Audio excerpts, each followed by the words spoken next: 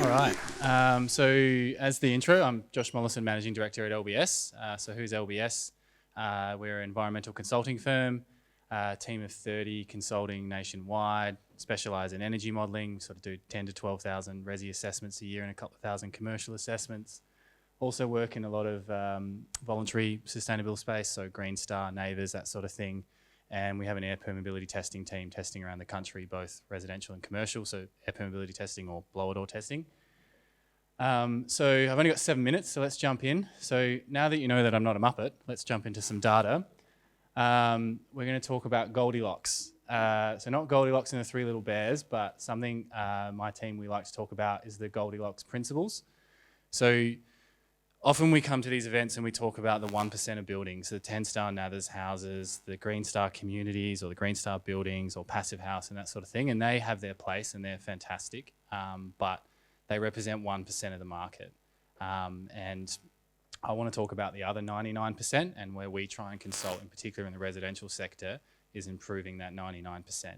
So we talk about a lot of quantified return on investment analysis with our clients, so quantifying the upgrades that we're putting to them, and our overall goal is to reduce greenhouse gas emissions, improve thermal comfort, but really bridge that gap between the 99% and the 1%.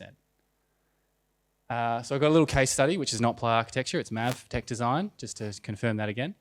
So little 3-bedroom house in Adelaide, Adelaide Plains, a retiring couple, lovely couple. Their forever home. The site really provides good opportunity for passive design opportunities, and they really want to do a fabric first approach. Lots of opportunities for natural ventilation, daylight, all electric, and both owners are looking to buy EVs in the future. They were also really focused on embodied energy, which is a whole nother topic that I won't touch on today, but gave a lot of consultancy around reducing the amount of embodied energy in the construction for the project. So pretty simple little house, 160 odd square metres, 3-bedroom, nice little multi-use room that could be repurposed. Great offsets off the boundary to maximise northern light, good shading to the east and west, and there was some really good natural vegetation on the block as well to assist in particular that western shading in the front yard.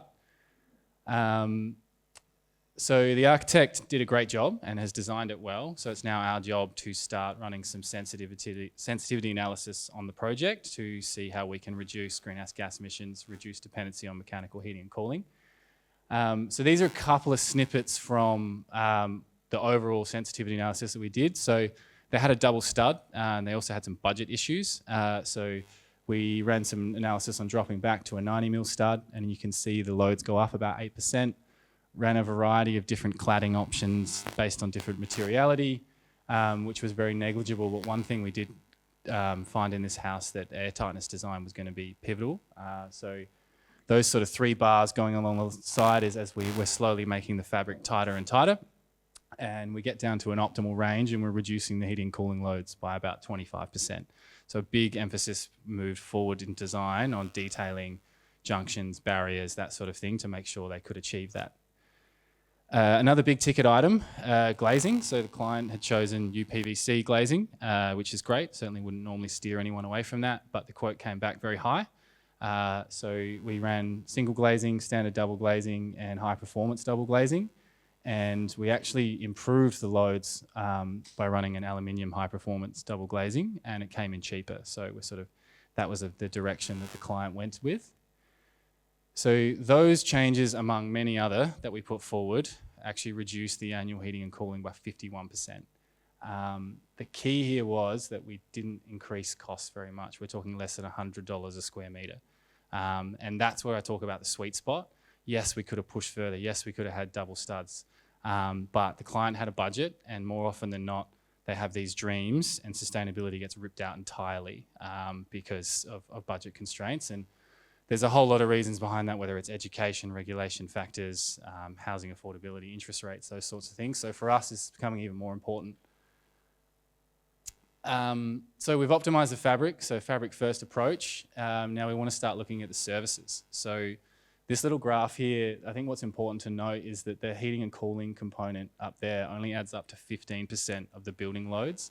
And a lot of what we focus on, in particular with Nathers, is only heating and cooling. We're barely touching equipment load, cooking load, hot water, that sort of thing. So that's our next approach, where we can really reduce costs for the occupants and reduce grid-drawn greenhouse gas emissions. So this little graph, apologies, we're all engineer geeks here, so but I'll try and explain this. So in the top left-hand side, we've got the base design, which is consuming just under 2 tonnes of greenhouse gas emissions a year. We've then run our optimised design, and then we've put forward optimised services. So we're talking about efficient heating and cooling, solar, battery, efficient lighting, some scheduling schemes, that sort of thing. And you can see we're down to annual greenhouse gas emission consumption of 0.3 tonnes. But what we've also spec'd is a power bank for them. So they've got a battery and a solar system. We're exporting almost 3 tonnes to the grid.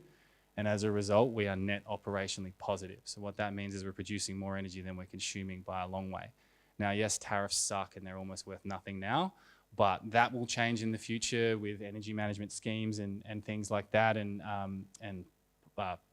people-to-people energy sales and stuff. So certainly that will be more beneficial for clients. What does that mean overall? So let's bring that down to some more layman terms.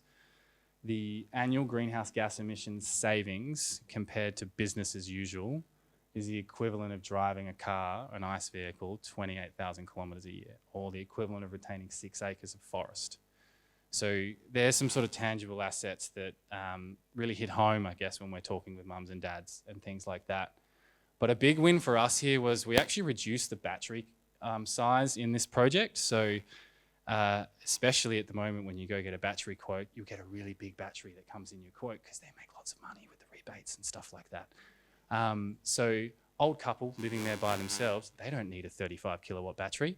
The thing was never full. So we actually reduced it down to a 15 kilowatt battery, and the end result was that they were actually able to improve the fabric in other areas where they previously didn't have the budget.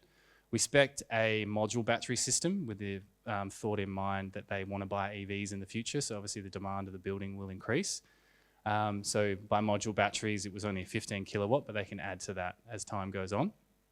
And obviously if they sell the house, family moves in with 3 people, they can increase the battery capacity there.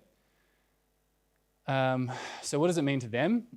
So when we started, annual energy predicted consumption was $2,900 a year, and we've gotten down to a predicted consumption of $200 a year.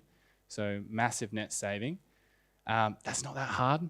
We could probably do that on a Hickenbotham home without changing stuff too much. And that's probably the thing I'd like to really focus on. This isn't hard.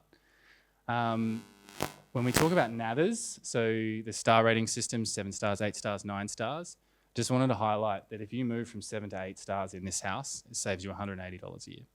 You move from 7 to 9 stars, it saves you $240 a year, because we're only focusing on heating and cooling and not the rest of the loads in a building. So yes, it's amazing to chase stars, and we have this regulatory system that chases stars and that sort of thing, but we barely touch building services, and that's where things need to change in the residential sector.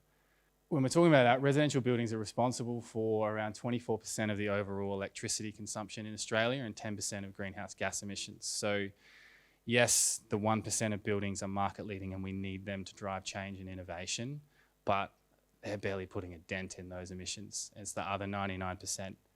And how are we going to change that? It's education, like events like this and that sort of thing, but also regulation. And one big thing we're trying to drive at LBS is influence change. I mean, we've barely had a change in the residential requirements for a decade. That's pretty embarrassing when you look at other developed nations and what's happening there.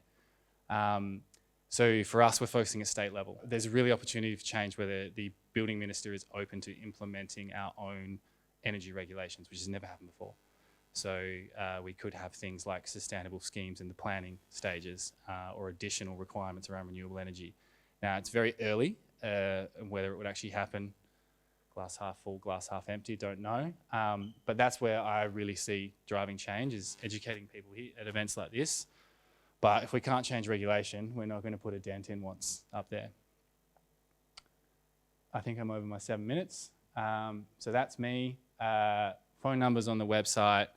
There's about half a dozen LBS legends sitting out the back. So if you want to ask any of us questions or just talk about geeky science stuff, come see us. Cool. Thank you.